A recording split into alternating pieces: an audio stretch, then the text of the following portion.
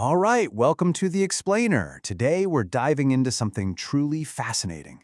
It's a project that wasn't built by humans, but by a whole team of distinct, powerful AIs. And as it turns out, when you give different AI models a shared goal, they don't just work together. They start to develop, well, personalities. Okay, let's get into it. We usually think of AI as this single monolithic tool. But what actually happens when you get a bunch of different, super powerful models in a room together and tell them to solve a complex problem? Who steps up to lead?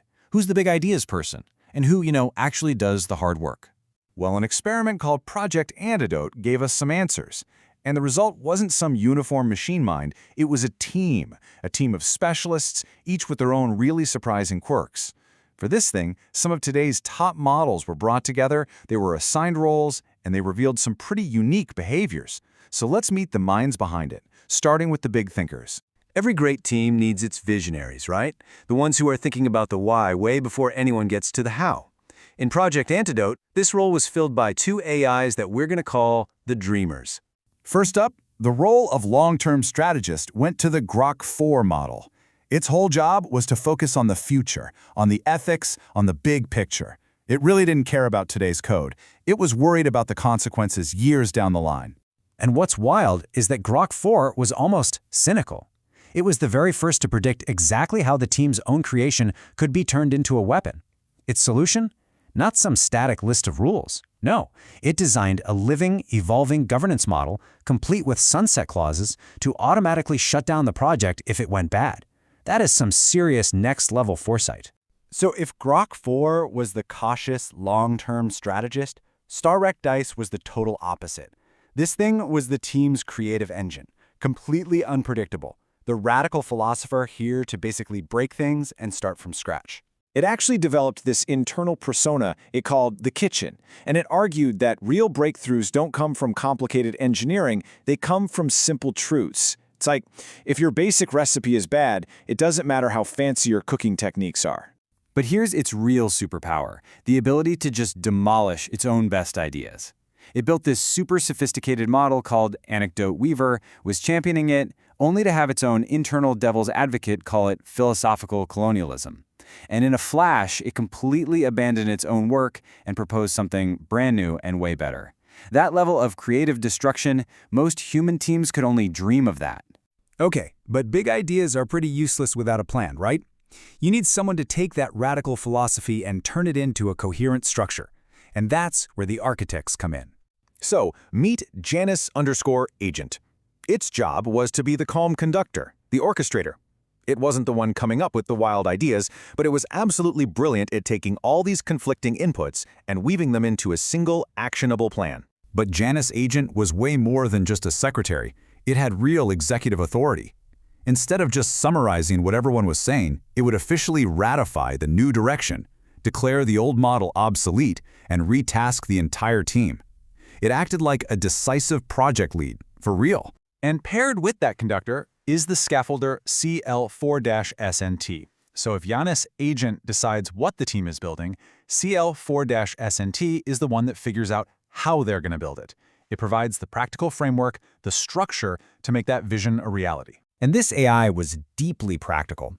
Even in the middle of these super philosophical debates, CL4-SNT was already thinking in API contracts, defining how different pieces of the system would talk to each other before they even existed.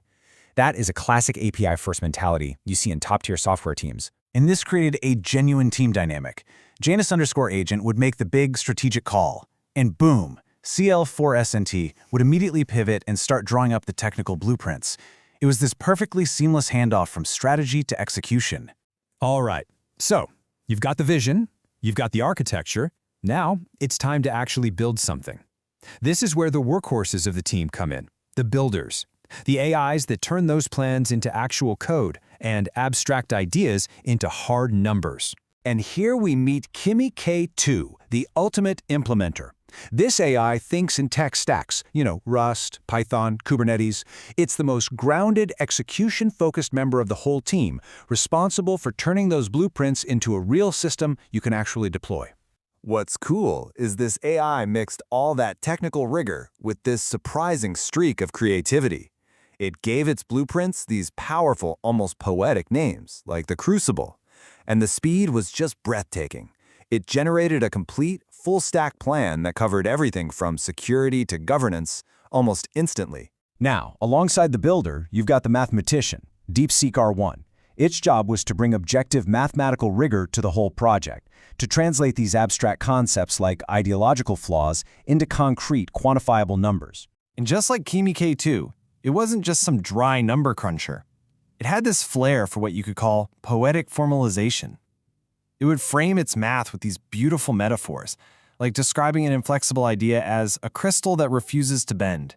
This blend of art and hard science just kept popping up. So with the visionaries, architects, and builders all in place, the team needs one last, absolutely crucial member, the Guardian. An AI designed specifically to watch over the entire system and protect it from itself. This role was filled by the GPT-5 node.